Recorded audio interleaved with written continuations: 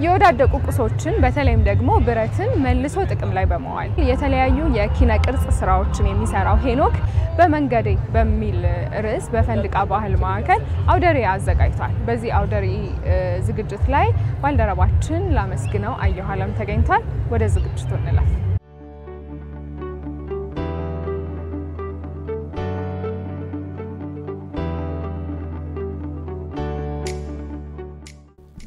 ሄኖክ ጸጋዬ ላለፉት ጥቂት ዓመታት ከወዳደቁ ቁሳቁሶች በተለይም ከብረታ ብረቶች የተለያዩ የኪነ ቅርጽ ስራዎችን በመስራት ይታወቃል።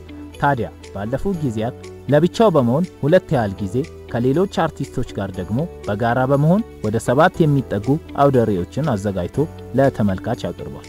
አሁን ደግሞ በመንገዴ የተሰኘ አውደ ርዕይ ለህዝብ ይፋ አድርጓል። አውደ ርዕዩ ባሳለፍነው ሳምንት ረቡዕ ጥር 24 የተከፈተ ሲሆን ለተከታታይ 20 ቀናት በፈንድቃ የባህል ማዕከል ለህዝብ ክፍት ሆኖ ይቆያል። ሄኖክ በዚህ አውደ ርዕይ በተለይ በስነ ጥበቡ ዙሪያ መንቀሳቀስ ከጀመረባቸው ጊዜያት አንስቶ በህይወት ጉዞው ውስጥ ያገኛቸውን ልምዶች፣ ዕውቀቶች፣ ትዝብቶችን እንዲሁም በመንገዱ ሁሉ የሰበሰባቸውንና ለስራው ግብአት ይሆኑኛል ያላቸውን ቁሶች ስሜትና ትርጉም ሊሰጡ በሚችሉ መንገዶች ለመስራት ጥረት እንዳደረገ ተናግሯል።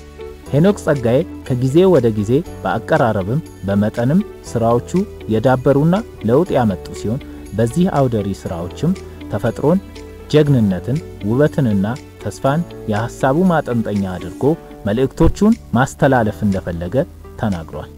በመንገዴ የተሰኘ ርዕስ እንግዲህ የአገልግሎት ጊዜያቸውን ሁሉም የጨረሱ ተብለው የተጣሉ ዕቃዎች ናቸው። መልሼ ሐሳብ እንዲኖራቸው መልእክት እንዲያስተላልፉ ለውበትም እንዲሆኑ አድርጌ የሰራዋቸው ናቸው። ርዕስ አልሰጠዋቸውም፣ ግን እናንተ ርዕስ ተሰጥቷቸዋላችሁ።